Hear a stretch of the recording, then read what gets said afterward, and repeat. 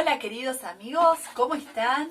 Desde el Centro Cultural El Parnaso de la República Oriental del Uruguay estamos continuando y casi culminando con la lectura del libro La colina de Watership, escrito por Richard Adams y que nos ha llevado por unos lugares bellísimos allí de Inglaterra, este grupo de conejos que sale de su madriguera original, la madriguera de Sandalford, porque vienen a destruirla y de hecho así sucedió. Un grupo de humanos destruyó ese lugar para poder construir grandes mansiones. Entonces este grupo de 11 conejitos, encabezado por Avellano y Quinto, salen en busca de un nuevo hogar. Y así es como llegan a la colina de Watership y edifican su nueva madriguera que le ponen de nombre El Panal. Al tiempo se dan cuenta que necesitan conejas y entonces van en rescate de varias de ellas a una madriguera, que no está muy cerca de allí. Pero bueno, tienen una travesía impresionante, es a la madriguera de Frafa. Y la terminamos de compartir. El rescate de esas conejas no fue nada sencillo, pero allí Pelucón, junto a Blacabar y 10 conejas, salieron de esa madriguera y de esa conejera de Frafa con muchas dificultades. Compartían el mapita que hicieron para su escape, el mapita con la trayectoria que ellos hicieron. Y bueno, quedamos en el capítulo anterior que habían subido a un bote que tenían allí amarrado en el río Test, que de hecho existe al sur de Inglaterra.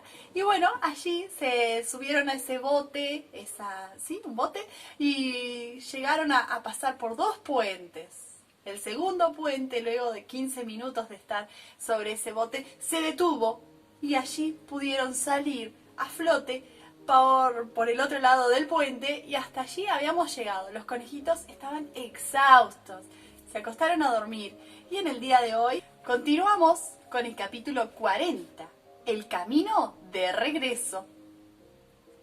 Dama nuez, hay un lobo a tu puerta. Sus dientes son blancos, su lengua se mueve. No, dijo Dama Nuez. Oh, hada embustera, pero lobo sí habla y hambriento. Walter de la Madre, Dame Hickory, Dama Nuez. Lo primero que supo Avellano al día siguiente fue que Trailosa había muerto durante la noche. Tetunián estaba afligida porque era ella quien había elegido a Trailosa como una de las hembras más vigorosas e inteligentes de la marca y la había convencido de que debía escapar. Habían atravesado juntas el puente, la había ayudado a salir a la costa y había dormido a su lado entre la maleza, esperando que la otra se recobrara. Pero al despertar, vio que Trailosa no estaba a su lado. Se puso a buscarla y la encontró en un cañaveral cerca del río. Sin duda, la pobrecita había sentido que iba a morir y, a la manera de los animales, había escapado. La noticia apenó a Avellano. Sabía que había tenido mucha suerte al sacar tantas hembras de Frafa y escapar del general Mostazo sin tener que hacerle frente y pelear. El plan había sido bueno, pero la tormenta y la aterradora eficacia de los efrafanos casi los habían desbaratado. Pese a todo el coraje de Pelucón y Plateado, habrían fracasado sin quejar. Ahora quejar iba a dejarlos.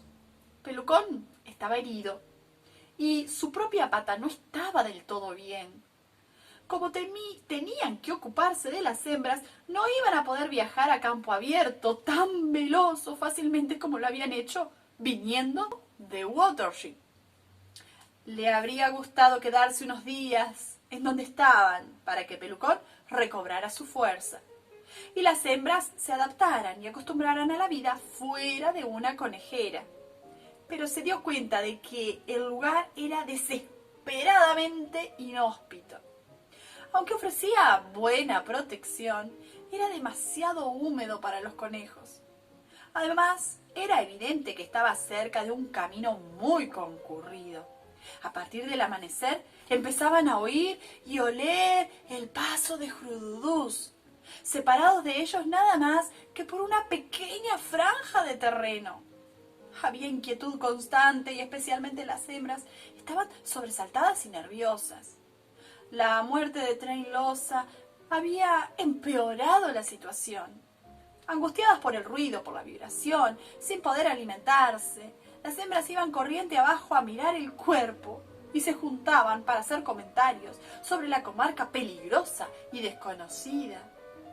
Avellano consultó con Frambueso, quien señaló que probablemente no pasaría mucho tiempo antes de que los hombres encontraran el bote. Entonces, algunos se mantendrían cerca por cierto tiempo. Esto decidió Avellano a partir sin más y a procurar encontrar un lugar en que se pudieran descansar más tranquilos. Podía oír y oler que el pantano se extendía un largo trecho corriente abajo. Como el camino llevaba al sur, la única dirección parecía ser el norte, a través del puente, que era de todos modos el camino de vuelta a casa. Llevando consigo a Pelucón, trepó al declive y después al sendero de hierba. Lo primero que vieron fue a Quejar, que cazaba babosas en un matorral de cicutas cerca del puente. Se le acercaron sin hablar y empezaron a mordisquear la hierba corta. Un rato después, Quejar dijo: «Ahora tú tener madres, señor Avellano, todo ir bien, ¿eh?» «Sí, nunca lo habríamos hecho sin ti, Quejar. He oído que apareciste justo a tiempo para salvar a Pelucón anoche. Ese mal conejo tipo grande, pelear conmigo, inteligente. Sí, pero por una vez se ha llevado un susto. Sí, señor Avellano, hombres, venir pronto. ¿Qué hacer tú ahora?» «Volveremos a nuestra conejera a Quejar. Sí podemos llegar». ¿Tú volver colinas? ¿Quedar allí? Sí, queremos ir allí. Va a ser difícil marchar con tantos conejos y tendremos que esquivar las patrullas de Frafanas, supongo. Tú llegar allí, después invierno, mucho frío, mucha tormenta en Granagua, muchos pájaros venir, entonces yo volver, ver, vivir, dónde vivir juntos vosotros. «No lo olvides, Quejar», dijo Pelucón. «Te esperaremos. Ven de golpe, ¿cómo lo hiciste anoche?» Sí, asustar todas madres, y conejitos, y todos peluconcitos escapar». Quejar arqueó las alas y se elevó en el aire. Voló sobre el pretil del puente, siguiendo la corriente. Después giró en círculo a la izquierda y volvió sobre el sendero de la hierba y descendió, volando bajo, casi sobre la cabeza de los conejos. Lanzó uno de sus gritos roncos, enfiló hacia el sur. Ellos mismos lo miraron hasta que desapareció sobre los árboles. «Oh, vuela lejos, gran pájaro blanco», dijo Pelucón. «¿Sabes? Me hizo sentir que yo también podía volar. Esa gran agua, me gustaría verla». Mientras miraba en dirección a donde había partido Quejar, Avellano percibió por primera vez una cabaña en el extremo del sendero donde la hierba descendía para unirse al camino. Un hombre que se mantenía muy quieto se inclinaba sobre la cerca y los miraba atentamente. Avellano pateó y saltó dentro de la maleza del pantano, seguido por Pelucón, que le tocaba los talones. «¿Sabes en qué está pensando?», dijo Pelucón. «Está pensando en las legumbres de su huerta». «Ya lo sé», contestó Avellano, «y no podremos mantener a todos apartados de ella una vez que se les meta la idea a la cabeza. Cuanto antes nos vayamos, mejor». Poco después, los conejos empezaron a atravesar el parque hacia el norte. Pelucón descubrió pronto que no podía hacer el largo viaje. Le dolía la herida y el músculo de su hombro no iba a resistir mucho tiempo. Avellano seguía cojeando y las hembras, aunque de buena gana y obedientes, demostraban conocer poco la vida de los Leslie. Fue un mal momento. En los días que siguieron, días de cielo claro y hermoso tiempo, Blacabar demostró lo que valía una y otra vez, al punto que Avellano empezó a confiar en él tanto como en sus veteranos. Había mucho en él, mucho más de lo que nadie hubiera podido suponer. Cuando Pelucón había decidido no salir de Efrafa sin Blacabar, simplemente se había sentido apiadado por una víctima miserable e indefensa de la brutalidad de Mostazo. Resultó, sin embargo, que Blacabar, no aplastado por la humillación y el maltrato, estaba bastante por encima del término medio. Su historia era desusada. La madre no había nacido en Efrafa. Era una de las conejas que cayeron prisioneras cuando Mostazo atacó la conejera del bosquecillo de Nutle. Se había juntado con un capitán efrafano y no había tenido otro compañero. A él lo habían matado en una gran patrulla. Blacabar, orgulloso de su padre, había crecido con la decisión de llegar a ser un oficial del Ousla, pero junto con esto y paradójicamente había heredado de su madre cierto resentimiento contra Efrafa y el sentimiento de que no debían sacar de él más de lo que él quisiera darles. El capitán Malva, a cuya marca la pata derecha delantera había sido enviado a prueba, había elogiado su valor y resistencia, sin dejar por eso de advertir el desprendido orgullo de su naturaleza. Cuando el flanco derecho necesitaba un oficial joven para ayudar al capitán Hinojo, fue a Silene, y no a Blacabar, a quien eligió el consejo. Blacabar, consciente de lo que valía, quedó convencido de que la sangre de su madre había creado en el consejo un prejuicio en su contra.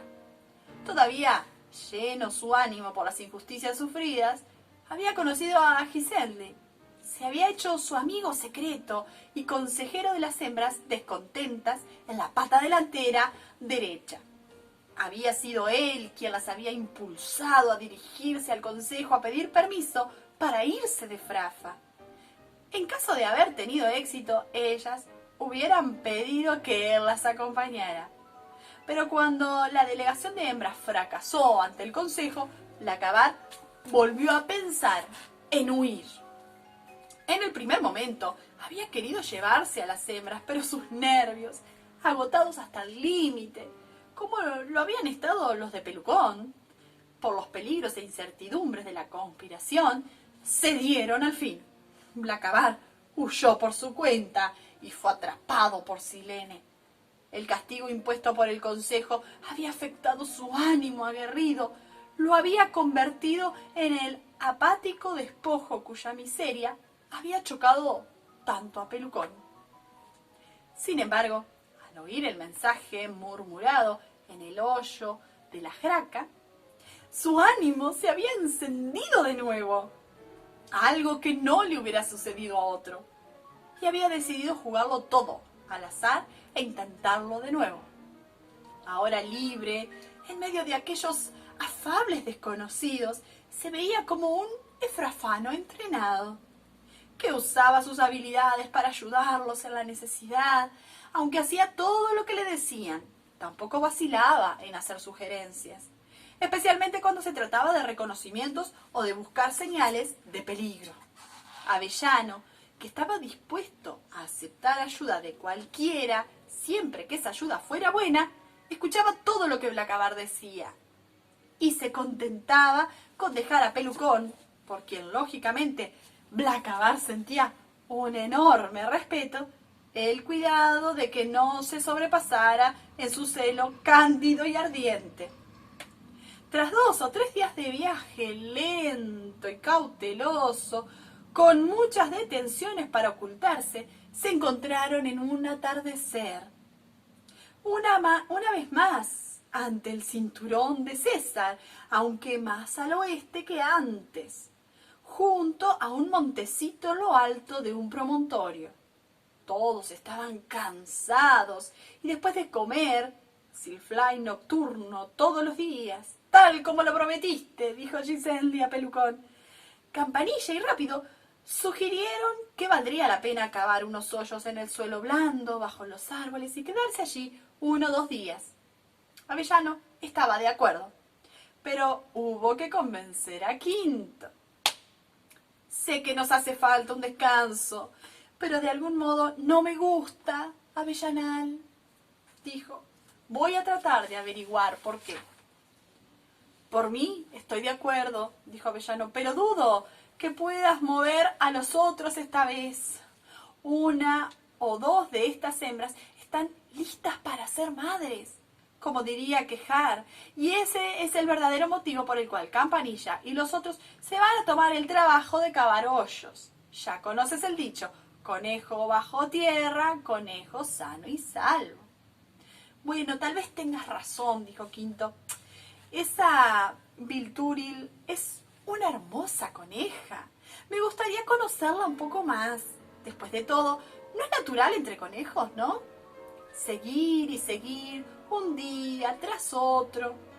Más tarde, sin embargo, cuando Blacabar regresó con Diente de León de una patrulla que habían realizado por iniciativa propia, el esfrafán se opuso con más violencia a la idea. Este no es lugar para quedarse, Avellanal, dijo. Ninguna gran patrulla acamparía aquí. Es una comarca de zorros. Debemos intentar ir más lejos antes de que aparezca. El hombro de Pelucón le había lastimado mucho durante la tarde y se sentía hosco y con el ánimo decaído. Le parecía que Blacabar era inteligente a costa de otros. De acuerdo con su propósito, hubiera tenido que seguir, cansados como estaban, hasta llegar a algún punto aceptable para los niveles esfrafanos. Allí estarían seguros, ni más ni menos, que si se quedaban en ese montecito, y Blacabar sería el tipo inteligente que los había salvado de un zorro que solo existía en su fantasía. Aquellas tareas de exploración esfrafana empezaban a fastidiarlo. Era ya tiempo de que alguien terminara con aquella comedia. Debe haber zorros por todas partes, en las lomas, dijo Pelucón secamente. ¿Por qué iba a ser esta especialmente una comarca de zorros? El tacto era una cualidad que Blacabar valoraba tanto como Pelucón y dio la peor respuesta posible. No sé exactamente decir por qué, dijo. Me he formado una impresión bastante fea, pero no puedo decir en qué se basa. Una impresión, se burló Pelucón. ¿Has visto Jaca? ¿Has olido algo? ¿O era acaso un mensaje de los ratoncitos verdes cantando bajo los hongos? Blacabar se ofendió. Pelucón era el último conejo con quien quería él discutir. «Entonces crees que soy un tonto», contestó, y su acento esfrafano se hizo más marcado. «No había ni jaca ni olor, pero sigo creyendo que este es un lugar al que viene el zorro. En esas patrullas que acostumbrábamos a hacer nosotros, ¿has visto o olido algo?», preguntó Pelucón a Diente de León. No estoy del todo seguro», dijo Diente de León, «pero Blacabar parece saber muchísimo de patrullas y él me preguntó si yo no sentía una especie de... Bueno, podemos seguir toda la noche», dijo Pelucón. «Debes saber, Blacabar, que a principios del verano, antes de que disfrutáramos de tu experiencia, hemos recorrido días enteros toda clase de comarcas, campos, trigales, bosques, mesetas, y nunca perdimos ni un conejo». «Esa idea de hacer hoyos nada más», dijo Blacabar disculpándose. «Los hoyos nuevos se notan y el cavar puede oírse a una distancia muy grande, ¿sabes?». «Déjalo en paz», dijo Avellano, antes que Pelucón volviera a replicar. «No lo sacaste de Frafa para matarlo, ¿eh?». «Blacabar, creo que esto me toca decidirlo a mí. Es probable que tengas razón y que haya cierto riesgo, pero estaremos en peligro todo el tiempo. hasta que volvamos a la conejera y todos están cansados. No me parece mal que nos detengamos un día o dos. Después de todo, nos sentiremos mejor. Suficientes hoyos quedaron cavados antes del anochecer y al día siguiente todos los conejos se sintieron mejor tras unas horas de reposo. Tal como Avellano había previsto, hubo algún acoplamiento y alguna reyerta, pero nadie quedó herido. Al atardecer prevalecía un espíritu de día de fiesta. La pata de Avellano estaba más fuerte y Pelucón se sentía mejor que ningún otro momento desde que había huido de Frafa. Las hembras, acosadas y huesudas 2 días antes, empezaron a recobrar un aspecto lustroso. En la segunda mañana del Silfly se inició un poco después del alba. Un leve viento soplaba desde la ribera norte del montecito donde habían cavado los hoyos. Y Campanilla, cuando asomó, juró que había olfateado conejos. Ese es el viejo Crateo que aprieta para nosotros las glándulas de sus mandíbulas. Avellanal, dijo, el estornudo de un conejo a la brisa matutina pone nostálgicos los corazones y el conejo se queda con el trasero en un montón de achicoria, soñando con una coneja linda y gordita, replicó Avellano. Eso no vale, Avellanal, dijo Campanilla. Él tiene allí 2 conejas. Son conejas de jaula, replicó Avellano. Supongo que ya deben ser bastante recias y rápidas, pero de todos modos nunca serán como las nuestras. Trébol, por ejemplo, nunca se alejaba de la cueva para silflar, porque sabía que no podía correr como nosotros. En cambio, estas conejas efrafanas, ¿sabes?, han sido cuidadas por los centinelas toda su vida. Y sin embargo, ahora que no hay ninguno, vagan por ahí muy contentas. Mira esas 2 allí bajo el banco. ¿Creen que es posible? ¡Oh, gran Fri! Mientras hablaba, una forma leonada parecida a un perro saltó de entre las matas de nogal tan sigilosamente como la luz desde una nube. Se detuvo entre las 2 conejas, asió a una del pescuezo y la arrastró por el declive un segundo. El viento viró y el olor a zorro llegó sobre la hierba. Pateando y levantando la cola, todos los conejos que estaban en el declive corrieron a refugiarse. Avellano y Campanilla se encontraron acurrucados junto a Blacabar. El efrafano fue directo y desprendido. ¡Ay, pobrecita!, dijo. ¿Sabes? Su instinto está debilitado por la vida en la marca. ¿A quién se le ocurre comer bajo unas matas en un bosque del lado contrario del viento? Pero os diré qué conviene hacer. A menos que haya 2 Hornbill, lo cual sería muy mala suerte, tenemos hasta Nifri, por lo menos para irnos. Ese Homba tardará algún tiempo en volver a cazar. Sugiero que nos vayamos cuanto antes. Con una palabra de asentimiento, Avellano llamó a los conejos para que se reunieran. Realizaron una huida dispersa, pero rápida, hacia el noroeste, siguiendo la cerca del campo de trigo maduro. Ninguno habló de la coneja. Habían marchado más de 1 kilómetro antes de que Pelucón y Avellano se detuvieran para descansar y ver que no habían rezagados. Cuando Blacabar llegó con Giseli, Pelucón dijo: «Tú nos dijiste lo que iba a suceder, ¿verdad? Y yo no quise escucharte». «¿Yo te lo dije?», preguntó Blacabar. «No entiendo». «Dijiste que posiblemente había por aquí un zorro». No lo recuerdo. Y no creo que nadie pudiera saberlo. De todos modos, ¿qué importa? Una hembra más o menos». Pelucón le miró atónito, pero Blacabar, que aparentemente no tenía interés en recalcar lo que había dicho o en interrumpir la charla, se puso a mordisquear la hierba. Pelucón, intrigado, se apartó y empezó a comer a cierta distancia con Giseli y Avellano. «¿Qué significa lo que está haciendo?», preguntó después de un rato. «Todos estabais presentes cuando nos previno, hace 2 noches, que era posible que por aquí hubiera un zorro». y yo lo traté mal. En Efrafa, dijo Giselli, si un conejo da un consejo y el consejo no es aceptado, inmediatamente olvida haberlo hecho. Y lo mismo les pasa a los otros. Placabar piensa lo que decidió Avellano, que después la cosa haya salido bien o mal, no tiene importancia. Él no ha dado ningún consejo. Me doy cuenta, dijo Pelucón. ¡Oh, Efrafa! Hormigas dirigidas por un perro. Ahora no estamos en Efrafa. ¿Realmente ha olvidado que nos previno? Es posible, pero que sea así o no, nunca lograréis que reconozca que nos previno. Y tampoco atenderá cuando le digas que tuvo razón. No puede hacerlo, como no se puede hacer jaca bajo la tierra. Pero tú eres Efrafana. ¿Tú piensas así? Yo soy hembra, dijo Giselli.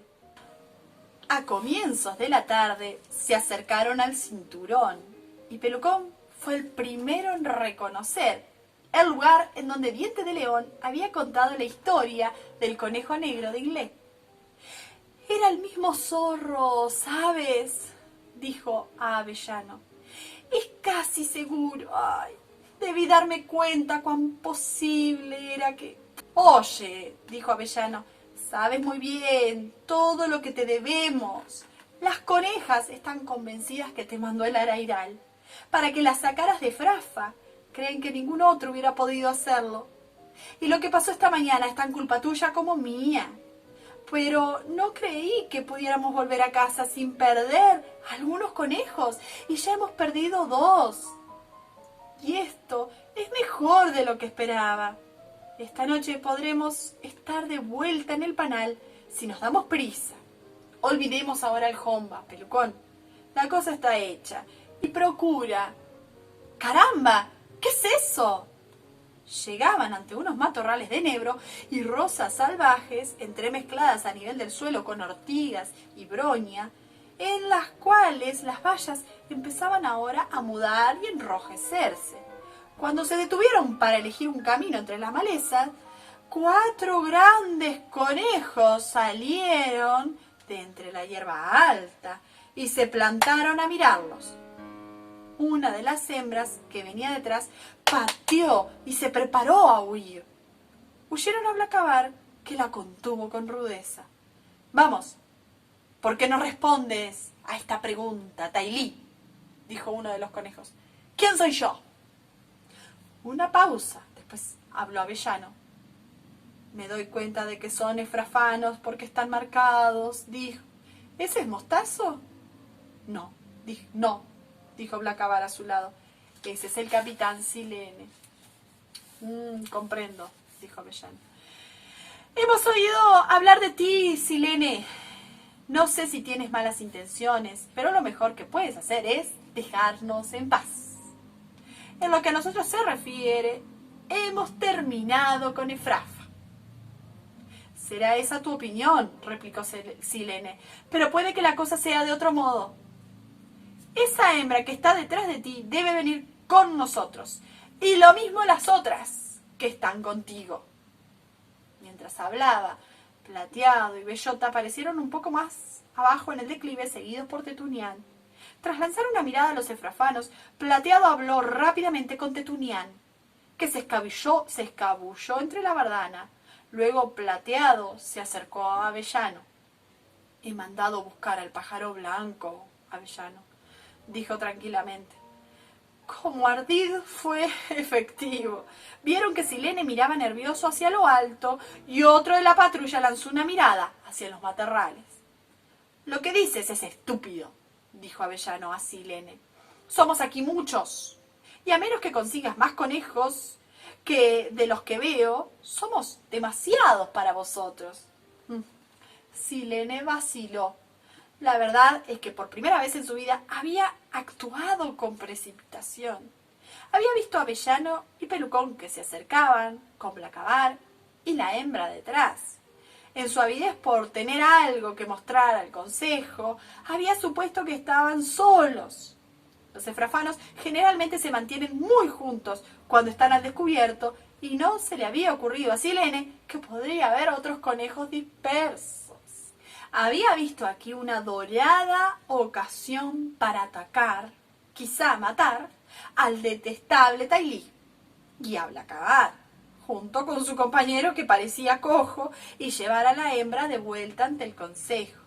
Esto podía hacerlo, y decidió enfrentarse con ellos en lugar de tenderles una emboscada, esperando que los machos se rindieran sin pelear. Pero ahora, cuando empezaron a aparecer más conejos, de a uno y de a dos, comprendió que había cometido un error.